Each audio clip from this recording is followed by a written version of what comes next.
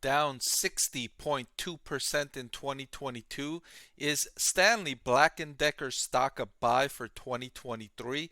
I'm going to answer that question using several critical metrics in this video, so stay tuned and let's get right into it. The first thing I'm going to look at is Stanley Black Decker's revenue growth going back before 2014, and you could see a very nice upward trending growth line here, even though recent headwinds have brought revenue down. If we go from the beginning and draw a line through, you can see nice upward trending revenue growth for this tool maker and seller. The next thing I want to look at is the company's operating income going back across the same time, and again a nice upward trend. However, the recent downward revenue decline is also causing operating income to fall dramatically. In its most recent quarter, operating income fell to 149 million. This is down below the peak of over 600 million, in the peak near 2021, as consumers really started to buy more tools, and that coincided with the boom in home improvement activities. People were spending a lot more time at home. Of course, fixing up things around the house was really popular when you're spending a lot more time at home, and so sales and profits boomed for Stanley Black Decker. It's understandable that they would come down a little bit after that boom in sales, right? Once you buy a power drill, you're probably not going to buy another one for several years down the line, right? So a lot of consumers that were going to buy one bought one, and so now sales are beginning to slow down as that pull forward in demand is kind of playing through. And also reopening economies and tighter consumer budgets led consumers to spend more money on away from home experiences and less on buying things to do at home, like fixing up stuff. So those are headwinds impacting the company in the near term. However, longer term, the company should recover back to its long run trend line as they upgrade their tools. And the big positive for Stanley Black Decker is this move away from corded technology, right? A lot of, if you've been around, my dad has always worked from with tools, and we had a lot of these tools around the house, and many of them are corded with the cord. So you got to get an extension cord to get to your nearest outlet, and that becomes a significant inconvenience. You can't reach certain areas. You got to move the car back and forth. You got to move your things you want closer to the outlets. And so if you can get a tool that's not with a cord, that's going to be a lot more convenient for the end users, and that's going to cause a lot of upgrading activity as more and more tools become cordless. So that's a tech advancement and innovation that could fuel growth for Stanley Black Decker longer term. The next thing I want to look at is its cash flow from operations.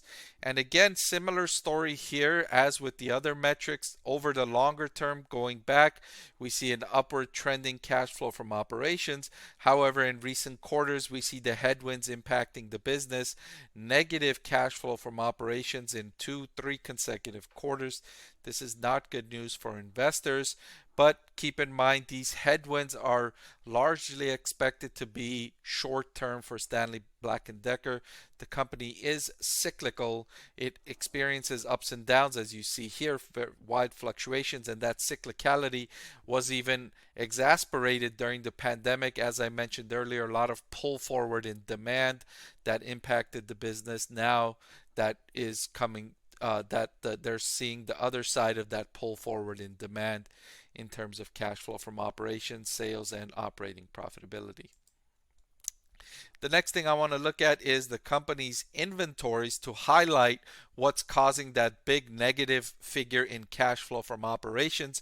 Inventories are a use of cash for a company. So when inventory builds, cash flow from operations falls because it's spending money to build this inventory and it's sticking with the company, and that's going to be negative in terms of cash flow until the company can sell that inventory. Then that brings up its cash flow, right? And so here you see a dramatic increase from under 3 billion in inventories in 2021, more than doubling to 6.35 billion in inventory most recently. And if you've been following my channel, you know, and I've shown you several companies across several industries have inventory problems right now, elevated inventories, because they didn't manage the pandemic disruptions very well, right? During the pandemic, there was massive inventory shortages. Some companies overreacted and built up inventories, overcompensating for the shortages. Stanley Black & Decker being another one of them. Now they've got way too much inventory, facing with the consumer that's shifting their budgets to away from home experiences, and so that's going to be pressuring Stanley Black & Decker over the near term, several quarters ahead. Finally, let's look at its valuation, trading at a forward PE ratio of 19.24. After spiking in early January, it's come back down. It's still above its trend line if you look back before January, before the spike in January of 2022. If you go back, it's above that trending price to earnings forward line. It's a little more expensive than it was going back in 2021, when it actually had better prospects than it has now with the inventory troubles. I don't know if it's gonna, how much it's gonna need to discount that inventory, or how it's gonna deal with that elevated inventory level. So to answer the question, is Stanley Black & Decker stock a buy for 2023? I'm going to say it's right on the borderline. It's right on the borderline. So if you haven't already bought Stanley Black & Decker stock, I would wait a little while to see if you can get in at a better price, or when inventories are a little bit lower. If you already own Stanley Black & Decker stock, I wouldn't recommend selling it. I would just say to hold on to it for now. And so it's in this precarious position where the stock is not really cheap. It's got really good long-term prospects, but also in the near term, there's some challenges with the inventory. So it's in this position where I would say it's right in the middle. I wouldn't say buy, I wouldn't say sell. I would just say to, if you have it, hold on to it. If you haven't bought it yet, just wait for a little while longer. You may be able to get in at either a better valuation or with lower risk, with lower inventories. Okay, so that's all I've got for this video. Thank you for watching, and I'll see you next time. I want to thank the Motley Fool for sponsoring this video. Visit fool.com/Parkev for the 10 best stocks to buy now.